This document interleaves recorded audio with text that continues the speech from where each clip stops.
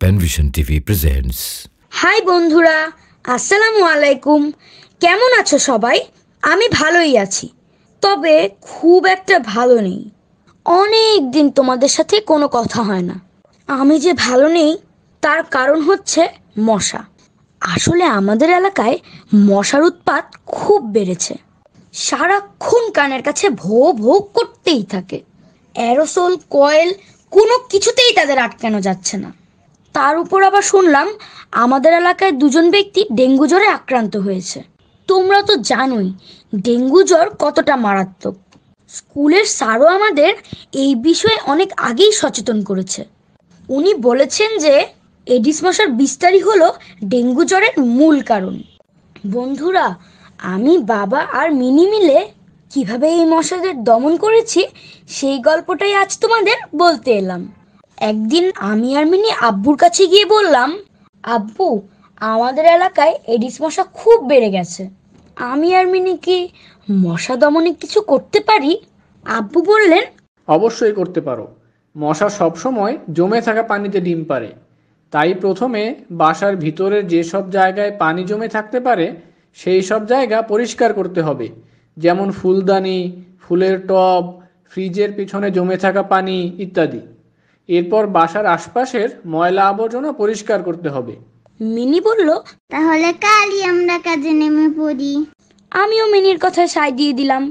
আব্বু বললেন, তাহলে তো খুব ভালো হয়, তবে এই কাজে তোমাদের সাথে আমাকেও রেখো কিন্তু। আব্বু আমাদের সাথে থাকবেন শুনে আমরা অনেক খুশি হলাম। সকালে আমি আর মিনি যেন তাড়াতাড়ি ঘুম থেকে উঠতে পারি, তাই একই সময়ে ঘড়িতে অ্যালার্ম দিয়ে ঘুমোতে গেলাম। উঠে দেখি আব্বু আমাদের আগে কাজে নামার জন্য রেডি।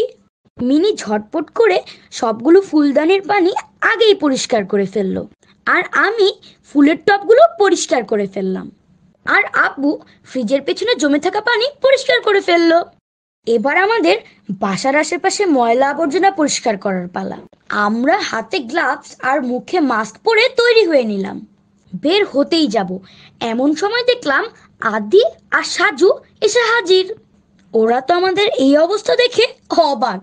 আমি বললাম, আমাদের এলাকায় এডিস মশা দমনের জন্য আজ আমাদের পরিষ্কার পরিচ্ছন্নতা অভিযান শুরু। তোরা বাসায় থাক, আমরা এলাকা পরিষ্কার করে আসছি। আমার কথা শুনে ওরা বলল, আমাদের বাসায় বসিয়ে রেখে তুই এলাকা পরিষ্কার করবি? তা তো হয় না বন্ধু, আমরাও তোর সাথে কাজে নেমে যাচ্ছি। আমি আর কথা না বাড়িয়ে ওদের গ্লাভস, মাস্ক পরার জন্য দিয়ে দিলাম।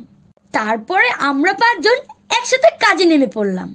আব্বু একটা ময়লা পানির ডোবায় মশার ওষুধ ছিটিয়ে দিলেন। মিনি কয়েকটি নারকেলের খোসায় জমে থাকা ময়লা পানি ফেলে দিল। আদি একটি নষ্ট টায়ারে জমে থাকা পানি ফেলে দিল, আর সাজু কিছু পড়ে থাকা ময়লা আবর্জনা ডাস্টবিনে ফেলে দিল। আর আমিও বাসার পাশের একটি ড্রেনে মশার ওষুধ ছিটিয়ে দিলাম। কয়েক ঘন্টার মধ্যেই আমরা কাজ শেষ করে বাসায় ফিরে আসলাম।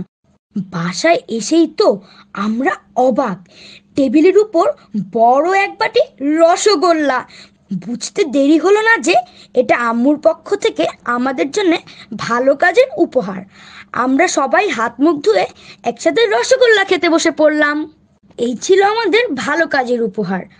আবারও কথা হবে বন্ধুরা পরের এপিসোডে। ভালো থেকো, সুস্থ থেকো এবং তোমার আশেপাশের পরিবেশ পরিষ্কার রেখো। আমার এই গল্পটি তোমাদের কেমন লাগলো বন্ধুরা? আমার আরো গল্পগুলো যদি তোমরা শুনতে চাও তাহলে আমার এই চ্যানেলটি সাবস্ক্রাইব করো।